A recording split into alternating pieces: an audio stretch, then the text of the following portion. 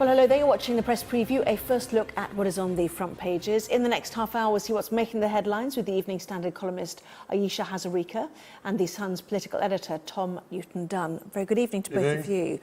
So let's take a look at the front pages then. The Telegraph names rebel Tory MPs that it claims are threatening to block Theresa May's plans for Brexit in Parliament. Brexit also on the front page of the Financial Times, and David Davis's reassurances to bankers and the financial sector that their future is safe in Europe. The Daily Express claims the Labour Party is secretly plotting to stop Brexit and will oppose putting the time and date the UK leaves the EU into law. Concern about Russian influence in British politics is what The Guardian leads with, and a report on fake Kremlin-linked Twitter accounts publishing posts on Brexit. And alleged Russia meddling also makes the front page of The Times. The Metro carries the warning by an ex-army chief that Britain's military is out of date and could be near breaking point in the face of spending cuts. The Eye reports on the amount of green land lost in the drive to build more houses. And it's a story also in the Daily Mail. Sorry, I'll apologise, I'll start that again. This story in the Daily Mail claims that Britain is a nation of pill poppers, but it might not be what you're thinking. It's a story about pensioners and their reliance on medication. The Daily Mirror has a story about Kate Middleton's uncle appearing in court over an alleged street attack. And on the front page of The Star, a story about Strictly Come Dancing contestant Debbie McGee. So Ayesha Hazarika, Tom Newton-Dunn are here. Russia meddling leading a number of newspapers. Yours, well, I know you've got a story on it as well. We're waiting for that. In the meantime, let's take a look at, well, there is the front page of The Times. Russia used web posts to disrupt the Brexit vote. 45,000 tweets, they're saying. That was in 48 hours. Peaking around the time of the election, is that right? Yeah, quite a lot of interesting reporting going on tonight. The Times have their own investigation into precisely how much the Russians' state-controlled hacking operations, tweet posting operations, social media interruption operations attempted to influence the Brexit referendum. Times done their investigation, The Guardian quoting some interesting statistics from a separate think tank that had done similar things, and they come up with the conclusion that yes, rather like as we saw in the US elections, Russian state-sponsored activity was incredibly busy over crucial periods in the Brexit referendum. And they bombarded Twitter with 45,000 different messages, all advocating Brexit and mocking the Remain campaign.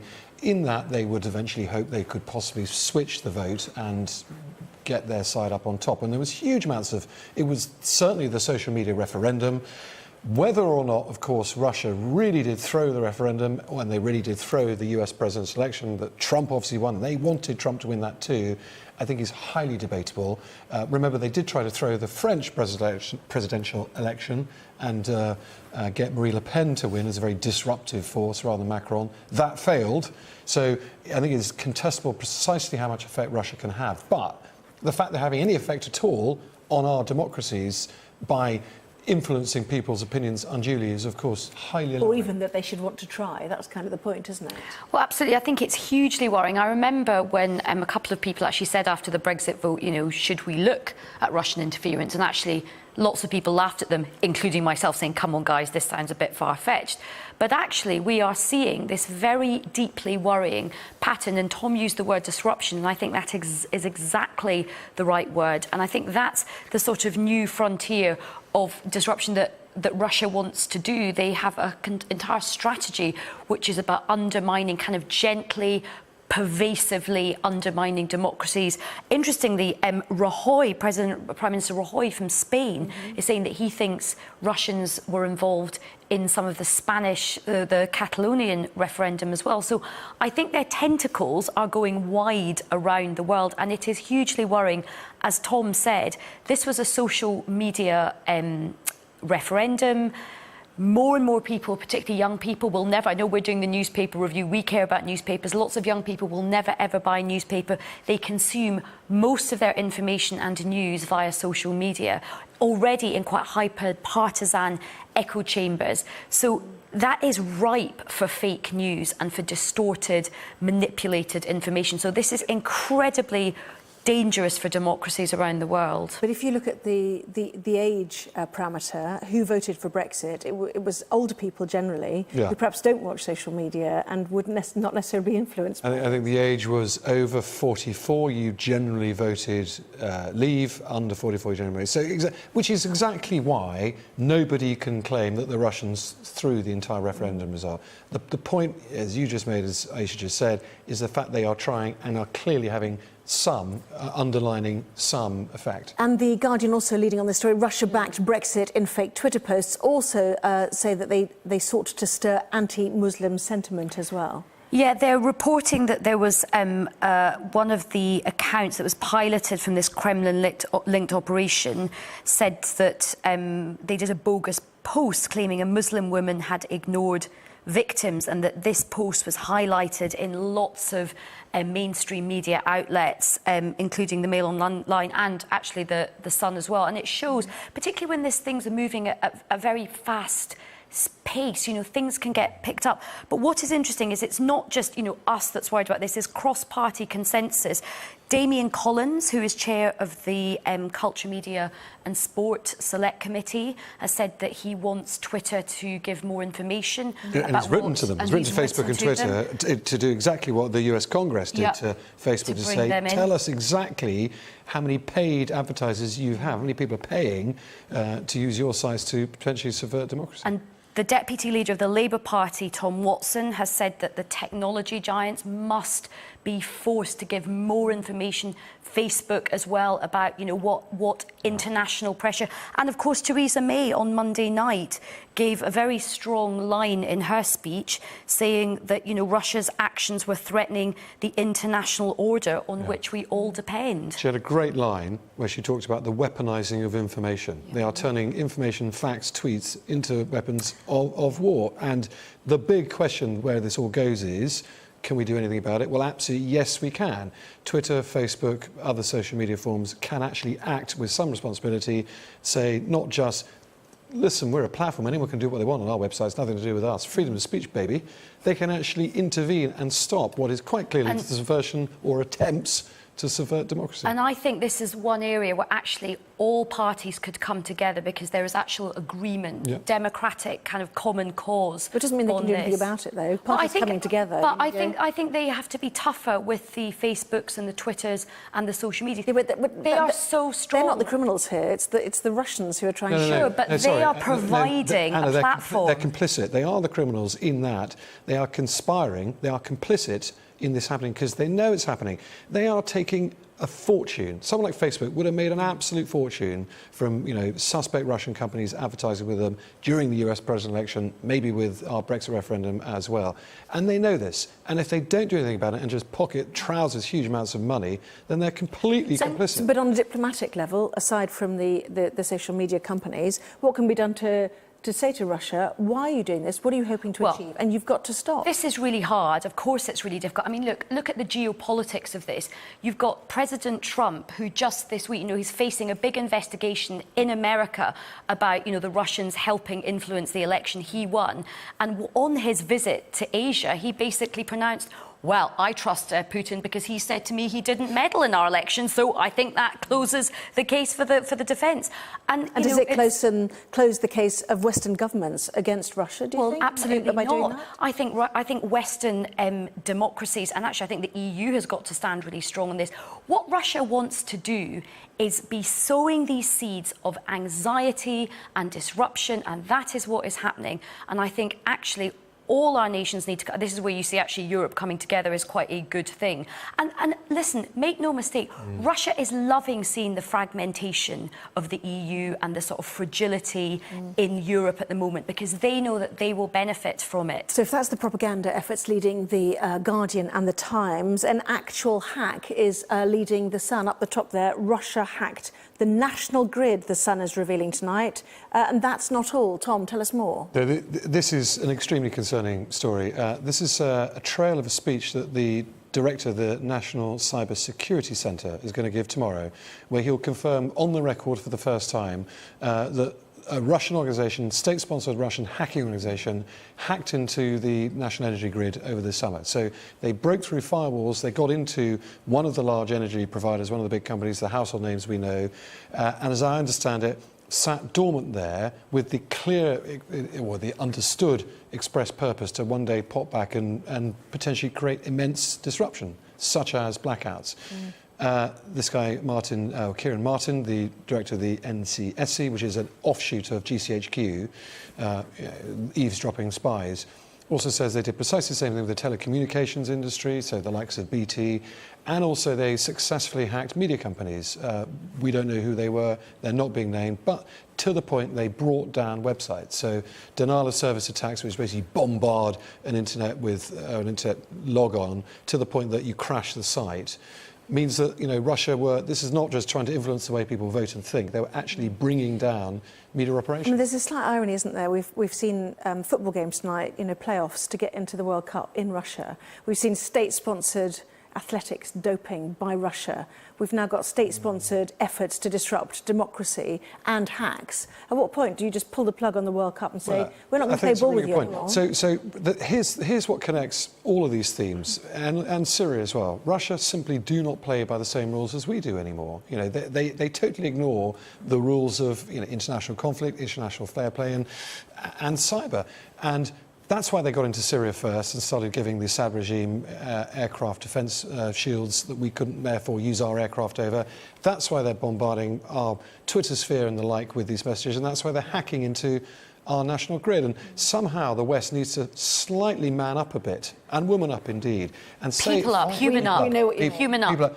And make the point that we will not put up with this any longer. If that means boycotting a World Football tournament, which is going to make Russia, you know, tens of millions, then that's absolutely... And puts it firmly, you know, at the top of the world stage. That's the point, isn't it? Well, yeah, I mean, look, legitimises the entire Putin regime. I mean, look, that would be a first step. I mean, that will still be a gesture more than anything, because at the end of the day, Putin is not, that's not going to be like, oh my goodness, you're not going to play football with us, I'm going to stop doing all these naughty things. But I think it reaches the Russian people, doesn't it? They don't turn around and think, hang on a minute, but I don't what are we doing? I don't think he really cares about what the kind of Russian people think that much. They've got to vote for it next time. What is happening in terms of the bigger geopolitics is you're seeing the kind of rise of Russia and China, and that is the thing which is very, very interesting and deeply worrying, especially now as, you know, we are possibly seeing the EU much more threatened and feeling quite insecure about its place in the world. By the way, it also means Britain's place in the world is further sort of diminished in all of this. But it's very difficult. I think quite a lot of these big men of the world now,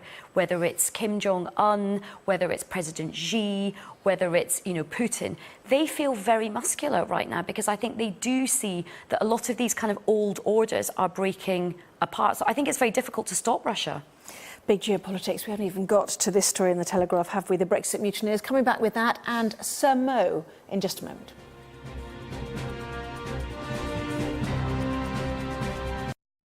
Well, welcome back. You're watching the press preview with me this evening, Ayesha Hazarika and Tom Newton-Dunn. So let's go straight to the Telegraph, the Brexit mutineers, the at least 15 Tories who want to vote against the government. On what point? Which part of these amendments do they want to vote on? They have voted against the inclusion of a fixed time and date for when we conclude the negotiations and leave the EU.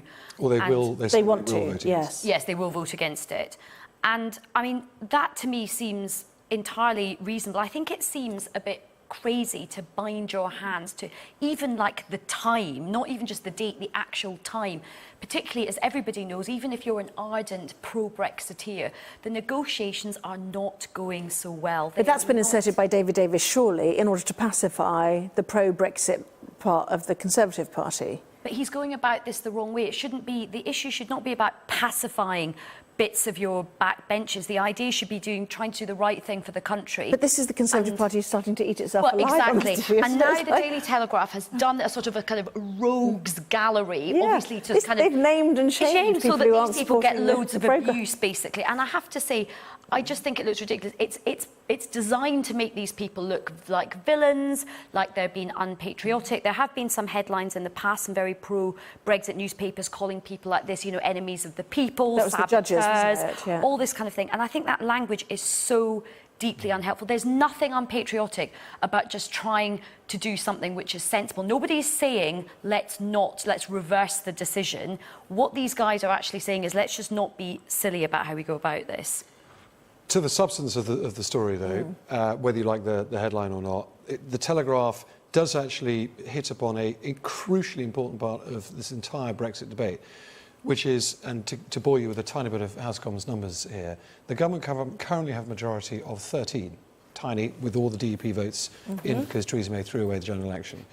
Add to that roughly 6 or 7 pro-Brexit Labour MPs, people like Frank Field, you get to a government majority of 20. So you need 11 Tory MPs, just 11, to vote with the other side on any vote on Brexit, and the government loses. The government no longer has a majority and cannot pass anything. Here, there are 15. So the maths quite clearly, of these 15, mean... If the government lost that amendment to set the date and the time of our leaving the EU, does that matter? The answer is we will not necessarily leave the EU on the precise date that the government say we're going to, because it's now mandated in law, despite the fact that Article 50 says we have to leave then anyway.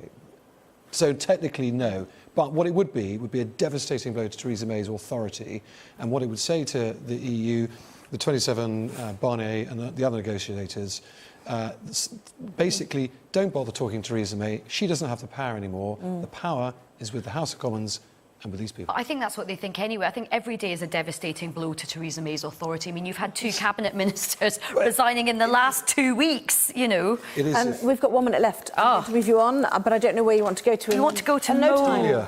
Mo. 30 seconds. Mo. Mo, arise, Sir Mo. Yes, Mo, very quickly. Yes, lovely picture of him. One thing to cheer us all up. Lovely smiling picture of Mo Farrow, who received his knighthood today from Her Majesty at the Palace. Lovely to think that a child refugee came to this country and did so brilliantly and has been richly rewarded today. Yeah. Ayesha Hazarika, Tom Newton-Dunn. We will see you at 11:30 for more. Thank you both very much indeed. Still to come, we will have the latest on international efforts to save the Rohingya people.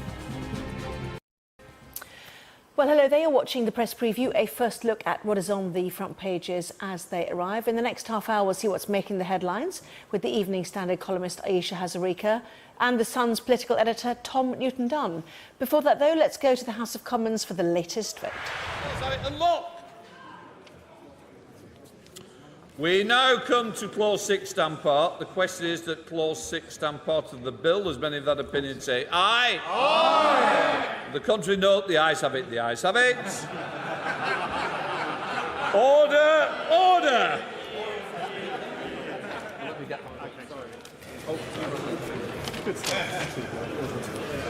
So the UK should stay in the single market and the customs union during transition period. The government has defeated that amendment. Thank you, Tom Newton-Dunn. Big news. The government It lost that one. By a very large majority as well. A very large majority. But that's quite a big deal, isn't it, or not? That No, one? this would be a Labour or possibly SNP amendment to try and force the government to stay in the single market. Labour and front customs bench union. amendment, that one.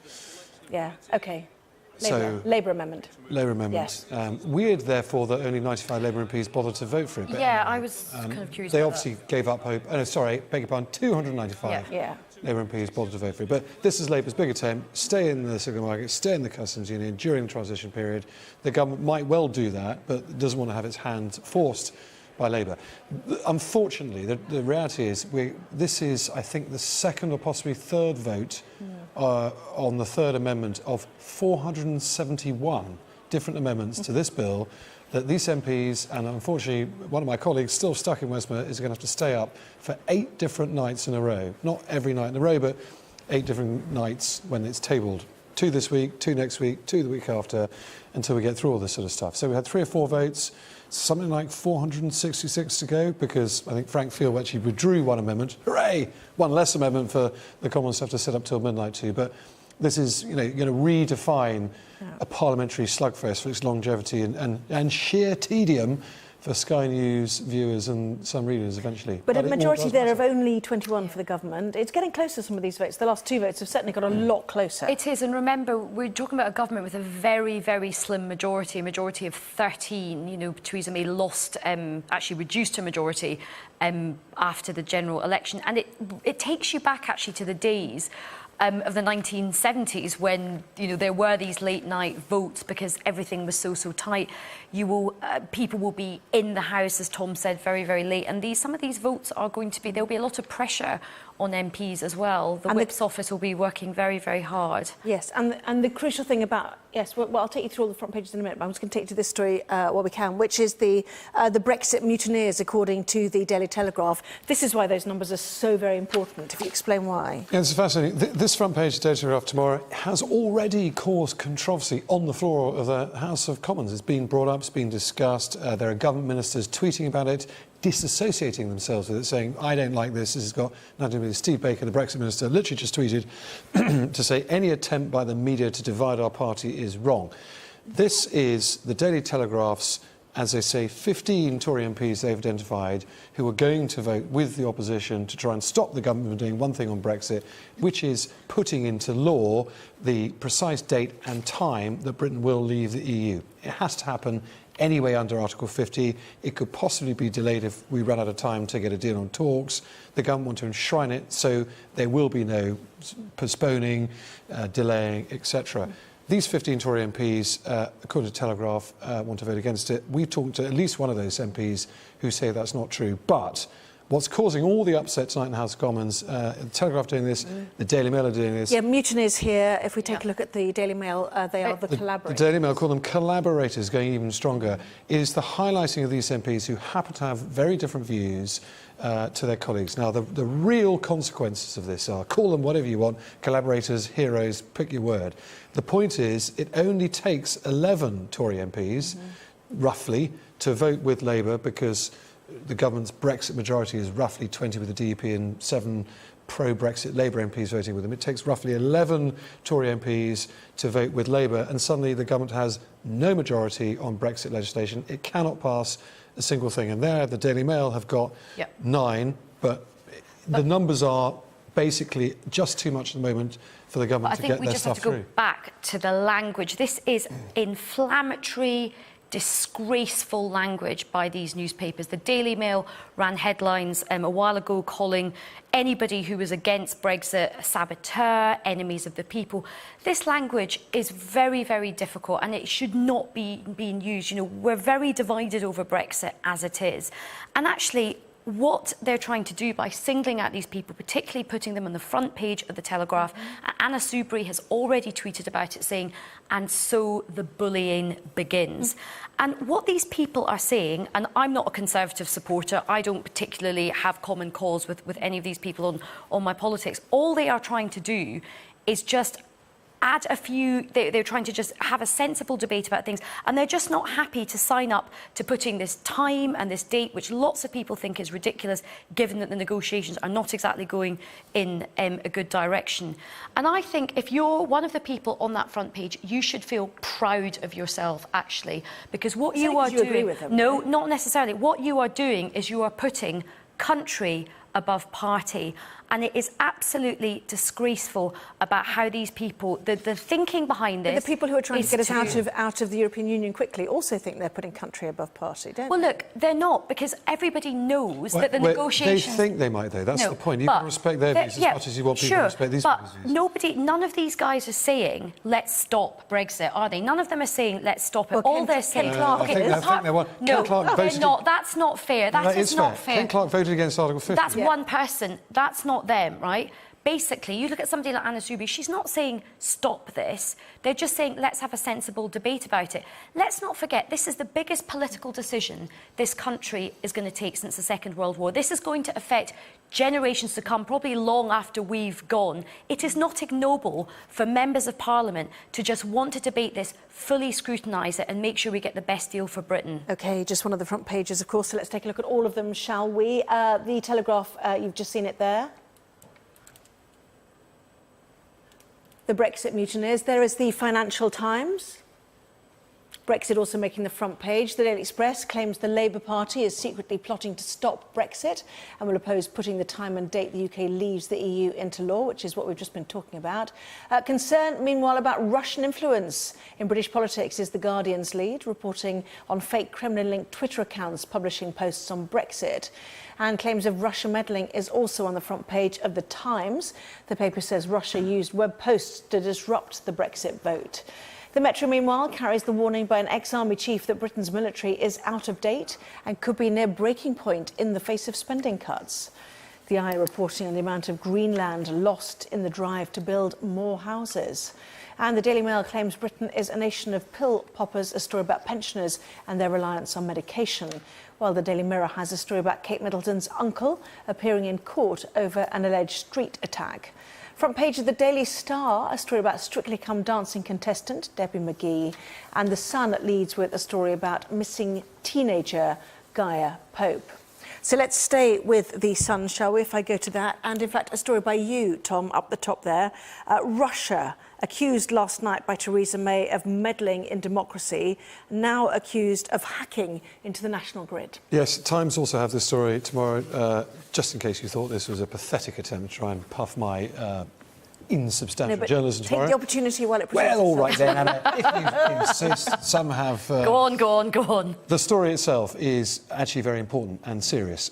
The director of the National Cyber Security Agency is tomorrow morning going to make a speech in which he will confirm for the first time that Russia hacked into the UK energy grid. At some stage over the summer, no damage was caused and the Russian infiltration was stopped and thrown out. But the idea, we understand, was for Russia to penetrate the grid and then at some later stage, months, years' time, create immense havoc, potentially blackouts, or certainly have the ability to threaten to do that. Also, Kieran Martin will tomorrow say that precisely the same thing happened with the telecommunications companies, perhaps something like BT. But Russia we don't know penetrated which ones, that. We don't know which ones. Right. And similar to media companies, they broke into media companies' sites and actually did bring down some media websites with the denial of service attacks, where you basically bombard the websites with asks to the point that it can't support the traffic and it crashes. So real examples of real Russian hacking doing actual damage and running the potential to cause extreme damage to the national infrastructure. And we say, and I think rightly, that this is the greatest actual threat Russia has posed to Britain since the end of the Cold War in, 1991? Meanwhile, both The Guardian and The Times talk about the propaganda efforts of what looks like hackers linked to Russia. 45,000 tweets sent out, pro-Brexit tweets effectively, peaking on the referendum itself. Yeah, and I think there's huge worries about this. I mean, Tom has talked about the infrastructure threat. This is a threat to our democracy now. There's also stories in the Guardian about sort of anti-Muslim sentiment again around the time of the Brexit vote. And I think we have to look at this very, very seriously. I mean, Russia is absolutely hell-bent on causing electoral and democratic disruption around the world. It's not just happening here, it's in America. There's even, worries that this has been happening in Spain. And all parties are now very, very worried about this. Social media plays a huge part in our politics now. There's lots of people who don't consume their news from newspapers. They probably don't even watch the news anymore. Social media is very important to them. Twitter, Facebook, and what quite a lot of MPs, in fact, there's quite a lot of unanimity from different MPs. You have Damien Collins, who chairs the Commons Culture, Media and Sports Select Committee. He wants Twitter to come into the House of Commons and be interrogated on all of this.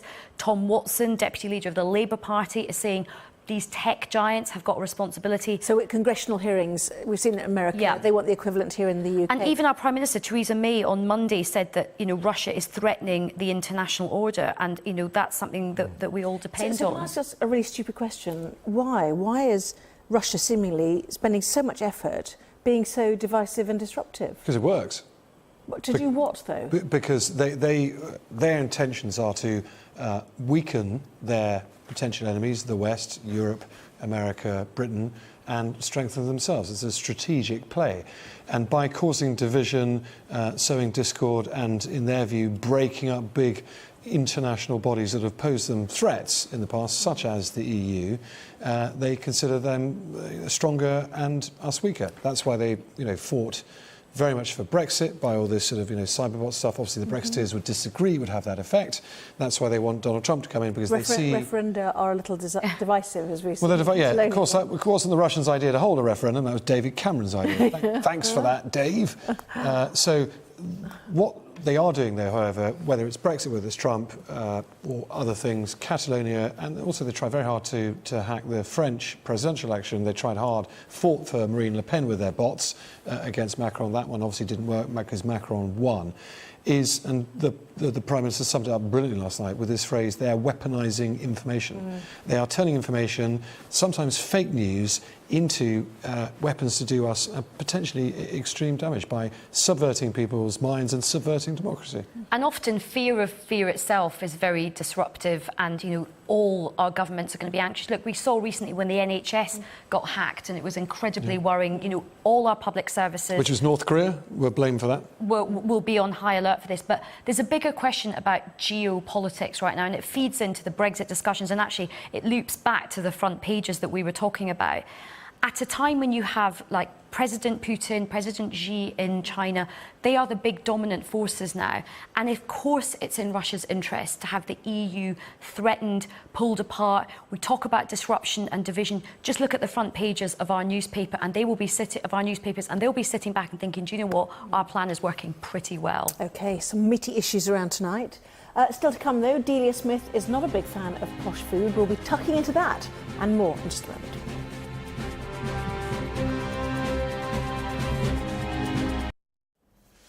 Well, welcome back. You're watching the press preview. With me this evening, Ayesha Hazarika and Dunn. I'm laughing because Tom was very quickly trying to explain in the break what he wants to talk about in this story, which is... Lucky old Anna. She even gets bored by me in the break. Yeah.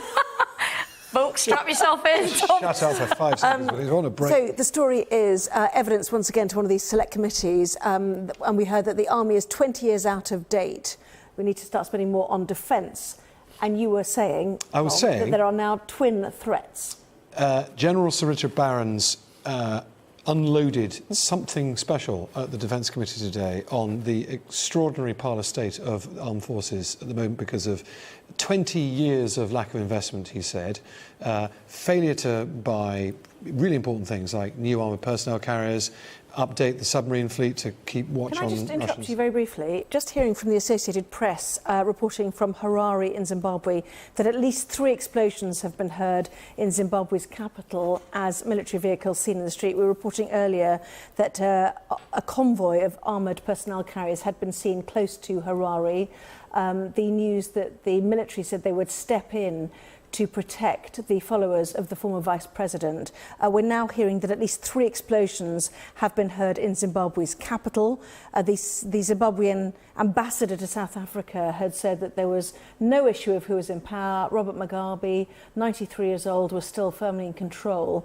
But this army personnel carrier convoy had been seen, and now reports of at least 3 explosions heard, only so far reported by the Associated Press news agency, but we'll certainly keep an eye on that story. Tom, continue. Do apologise. So I was saying, actually I was talking about armoured personnel carriers. So the army has been depleted of all of its armour and all of its sort of heavy-duty stuff, tanks, old-fashioned war-fighting material used to fight the Cold War with. Instead, the government is spending hundreds of millions on cyber defences because they have perceived the great threat now coming from Russia and cyber attacks and North Korea, etc. However, Richard Barron's, the very, very distinguished former Army General, only retired a year or 2 ago, made the point today that you've got to look after both, because the Russians walked all over Ukraine incredibly quickly last year, and they'll do precisely the same thing. He now says the British Army is only strong enough to take one small market town at any one time. Our combined massed armour can just take effectively the equivalent of Swindon or Marlborough or some other small place you might know well, which is an extraordinary part of state. Now, the government really only have a finite load of resources. It can only really spend all its money on one thing or another. And he says, unless you spend it on both, that's where our enemies will get us. I think the whole nature of the type attacks that we are under is changing so much as well, because you obviously still need your capacity and your capability for boots on the ground. You need your cyber defences, but also, you know, you have to have a huge amount of kind of community intelligence about, you know, extreme sort of terrorism through ideology sort of stuff. You've got potentially people coming back from Syria. It's like the panoply of defence attacks has become so complicated now. And I completely am sympathetic to the, you know, systemic cuts, which have not just happened under this government, they've been going on for a long, long time. It is like the whole kind of defence sort of world needs, we do need almost like a fresh look at it and to integrate all of these things together. 30 seconds left, if you don't mind, two very quick stories. Delia in a froth over what she called Ponzi chefs. What's the problem with them? Yeah, broad. So Delia went in to see the Queen and got her companion of honour today. She came out and said, I'm a traditional, normal chef and I cook normal, you know, basic food that people like. I hate Ponzi chefs. And this is a victory for non-Ponzi chefs like me. And she said the wonderful thing, it is very hard to find one that... no, sorry, she actually said... I've lost the girl. She talks about having six... She walks into one more restaurant and sees 6 dots of sauce on my plate again. I'll go mad. Couldn't agree more. And let's have no more food on slates.